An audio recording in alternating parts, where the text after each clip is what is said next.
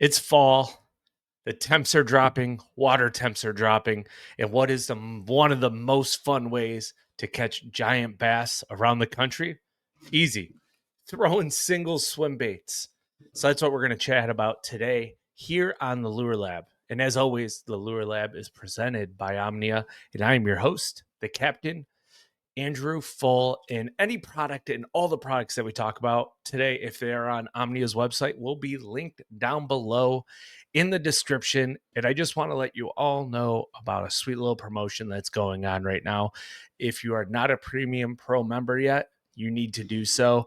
Omnia is giving those who are not signed up a $50 credit or gift card in their Premium Pro account after they sign up for 1 year. So it's good for 1 year. I think it's $60 and you get $50 back. And then every order after that, you get 10% off, obviously with our code Serious10, and you get 10% back in your cart every single time. So you can save money and get money back to buy more products. So it's a win-win-win. Make sure you head over there and use code LureLab at checkout for the Premium Pro membership to get that $50 gift card after you check out. But to today's show, we're going to talk about single swimmers on spinning rods in the fall. It's a tough time sometimes. It's a tough part of the year sometimes to get bit.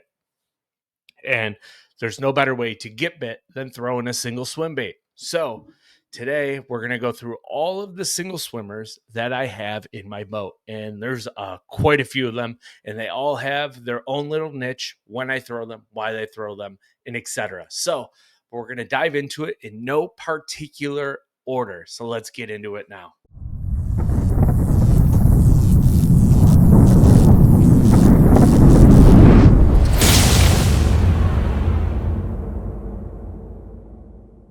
So guys, like I said, it is spinning rod. We're talking single swimmers, right?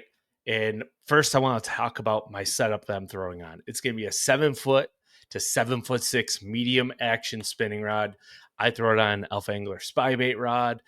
There's a few other ones as well. Mine's 7'2", especially when I'm out deep. Super high carrier braid, 8-12 strand braid, and 10-pound test at a max. You can go up to 15 depending on the carrier count, but I like about a 10-pound braid. I feel like that gives me enough casting distance to reach these fish at super long distances. 6 to 8 pound fluorocarbon, sometimes 10, depending on where I want that bait riding in the water column. And it's very specific to which bait we are throwing the fluorocarbon line on and why. So without further ado, let's dive into the swim baits in no particular order. The first one on the docket today is going to be the Crush City Mayor. This is a sneaky little swim bait that I feel like deserves more hype because the Crush City lineup gets a ton of hype. You know, got the Mooch Minnow that's been winning millions of dollars, I feel like, at this point. But the unsung hero of that Crush City line, in my opinion, is the Crush City Bear. It's one that I like to throw in highly pressured situations, high pressured days. It smells great, like all your Crush City plastics. It's highly scented and salted. So it's going to have a little bit faster sink rate than some of your swim baits because it is a narrow design. It's going to allow that to get down there. And the narrow design also with this big rudder on the back is going to create a ton of tail kick. So you don't need to reel it fast to get the tail kicking action. But I really like this one when I'm fishing around a bunch of different boats in community hole areas, especially if the single swim bait bite is on. Guys are going to be throwing the name staples, right?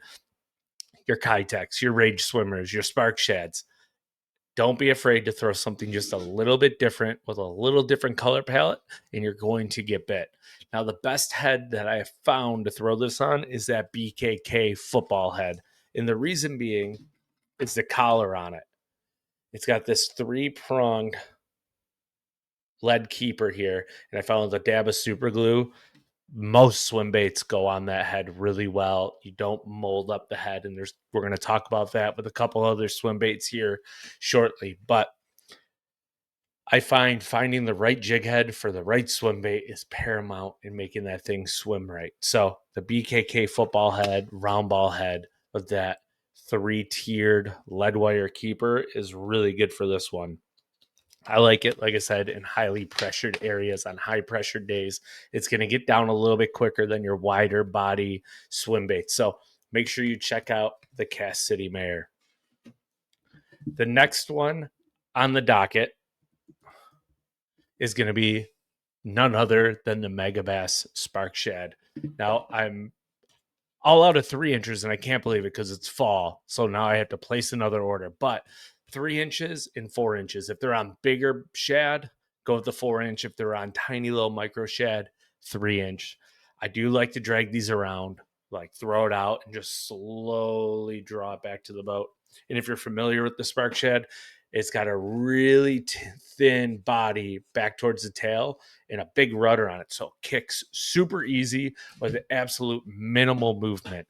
If you're fishing smallmouth like I do, it mimics gobies really, really well. So I like to keep that spark shed on the bottom. Now, if they're chasing bait around and they're high in the water column, then I'll go to the Okashira or Okashira, however you want to say it, with the prop on the spin head. That's going to keep it up above the grass, and it's going to get you a few extra bites in areas where the fish might feel the pressure from bigger baits coming over their head, like a chatterbait. So, or wind blown points, etc. Wherever they have the bait pushed up, that's a great way to catch them with the spark shed.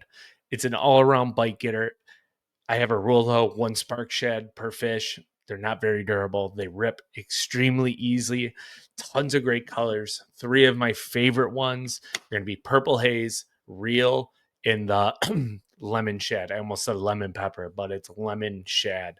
So all three of those colors are colors that I always have in my boat, and they just released a ton of new colors too, like green pumpkin shad. So really, really excited to try those ones out.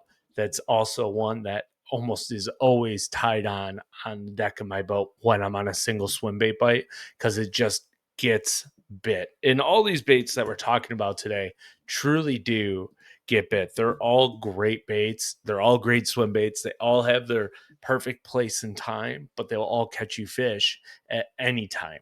So check them all out. Like I said, they're all going to be listed down below as well in the description. So the next one I want to talk about is one that is near and dear to my heart. I have caught so many big smallmouth on it, specifically in this color pattern. It's going to be your Cast Prodigy 3-inch in Gypsy, the same head. I like this one because this is one of those ones that's an extremely durable plastic, but I found it doesn't work well with every single type of lead keeper on the market. So BKK football head, round head, single wired keeper round ball heads like NACO, Queen Tackle are all great fits for this, because this head, sometimes if you have too thick of a lead keeper, that's going to make this head kind of mangle and do some weird things. Then your swim bait's not going to swim correct. This one is unique though. It does have a rattle in it. Hopefully you can hear that. This one's cool though too, because it will work in any single water temperature that you throw it in. It has incredible startup, incredible body roll and list to it. So it has mechanical and non-mechanical actions basically. So if you throw it out and you tight line it down, that tail is going to kick, but it's also going to shimmy and roll. Bunch of different good colors in the Cast Prodigy, but I swear by this gypsy color, especially if you're in, once again, that community area and everyone's throwing your natural shad patterns. Sometimes you can get one of those really big ones to key in on this because it's just a little bit different. And it's okay to be different when you're fishing community holes, because you need to find a way to make those fish bite. So rattles, great body roll, great list, extremely durable if you put it on the right jig head. Cast Prodigy is one that I always have tied on. Might not catch me fish every single time I'm on the water, but it catches a lot of big ones, specifically in this gypsy color.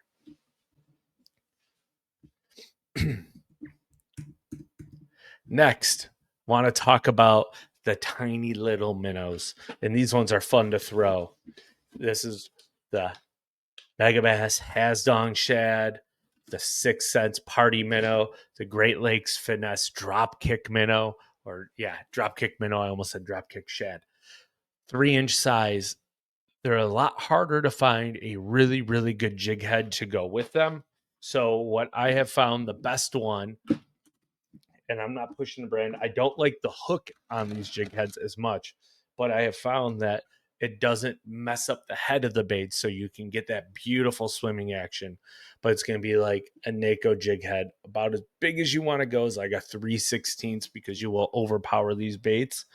Very rarely am I throwing these ones on a single ball head jig head, though. If I do, we're throwing it on, like I said before, the Okashira head or Okashira head, however you want to pronounce it. You can even throw them on the Great Lakes Finesse Underspin, because it is a very thin wire hook with a single wire keeper.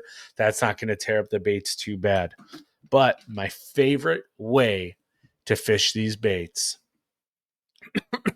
pardon me, is going to be on a drop shot in a very, very small hook, size 4. And the reason being is the smaller hook you have, the more natural action that bait is going to have. And I'll fish on a 3 to 4 foot leader. So from weight to hook, 3 to 4 feet, and I'll cast it out past the structure that I'm fishing and drag it in there real nice and slow, and then almost pause it. These baits have little tiny kickers on them. So the slightest pull on a semi-taut line, that tail is going to kick really well. I also like drop shotting these ones in current. You're going to get a lot of fish to bite them as you're dragging that drop shot in current. You're not going to get hung up as much as you would with a bottom bouncing bait when you're pulling over boulders and etc. So that's the best time to fish those. Fall, late summer, so like end of September through October is when I will start busting out the Hasdong shad, the party minnow, the Great Lakes drop kick minnow. They're all great options. They all have unique colors to them. So find the colors that you like to throw on the perfect conditions. If you're going to go Hasdong shad, Tennessee shad, and goby are, in my opinion, the two best colors on the Great Lakes. This is like a green pumpkin minnow for the party minnow. Another good color. So you want to stick, if you're up here where I'm at, to goby copying colors in order to get bit, because these fish are really trying to fatten up for the fall. Now we're going to get into a little bit sneakier bait, one that I feel like kind of like the Crush City Mayor that gets slept on quite a bit by a lot of anglers, not just smallmouth guys, is the Kitech Easy Shiner.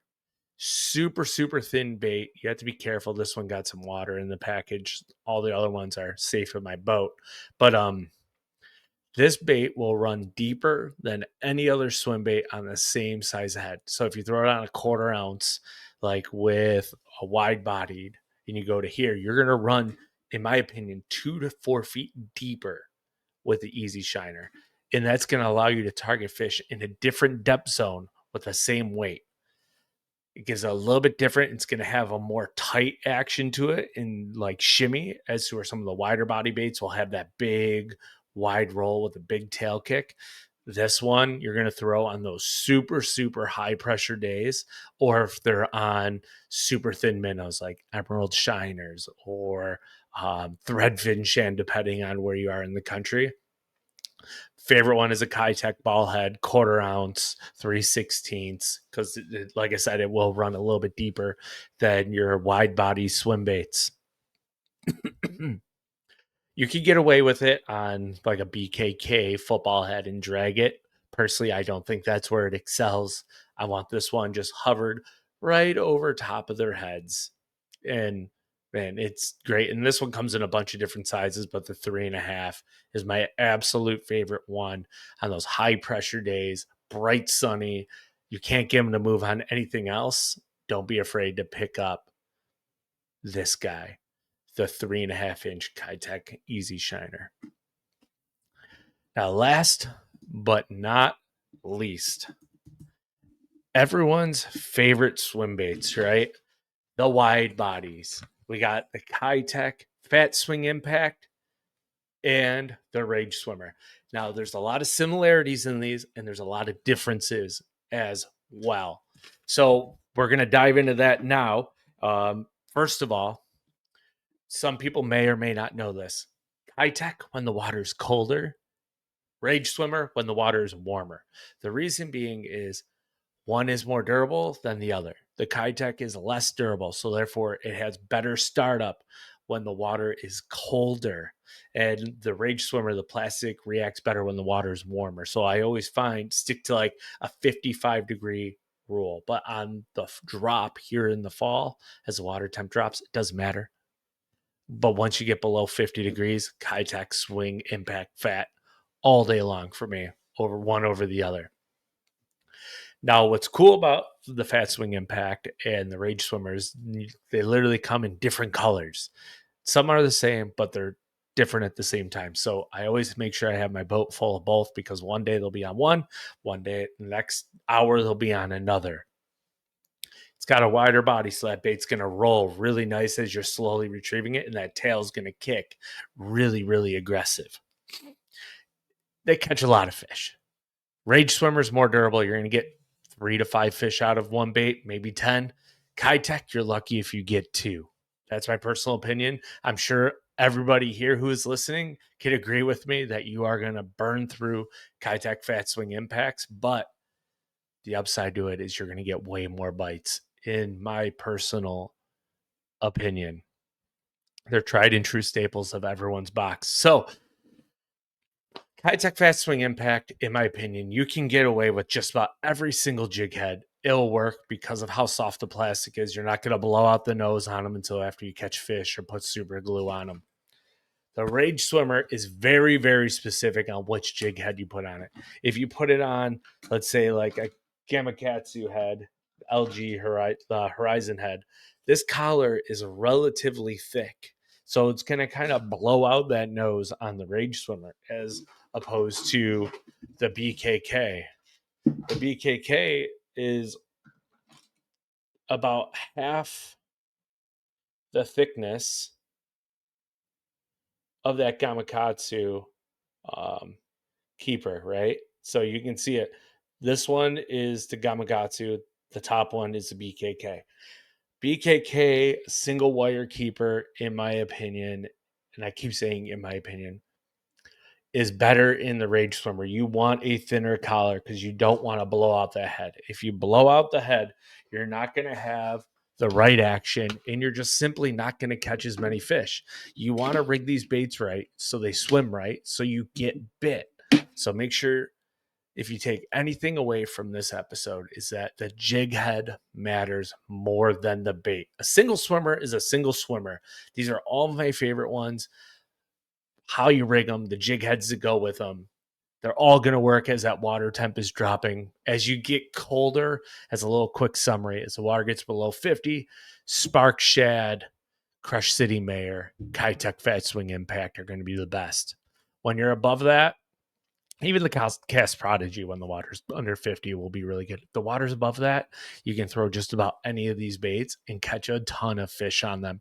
But these are all my favorites that I have in my boat. I've caught tons of big bass on them, tons of numbers of bass. You can throw them all around the country and put a lot of bass in the boat, kayak, or even, from the bank. So make sure you load up your cart with these and try them out. And down below in the comments, I'm going to call everyone out here who is listening on YouTube. And if you're not listening on YouTube, head over. But I want to know in the comments, which one is your favorite and which one is your least favorite and which one you want to throw. So leave that down there below. And that's going to conclude our episode here today on the Lure Lab. So we appreciate everyone who tunes in on a weekly basis. It's the fall, leaves are changing, temps are dropping, bass are getting schooled up. It's the second best time of year to catch an absolute true giant, because they need to feed for the winter up here in the north, and down south they got to feed up anyways. It gets cold down there sometimes now and then. So if you're new here on YouTube, hit that subscribe button, smash that thumbs up button. We greatly appreciate you all who tune in. And on your favorite podcast platform, as always, if you have not left a review, or you're new here and you're 1 episode in or 15 episodes in and you haven't left a review, please do so.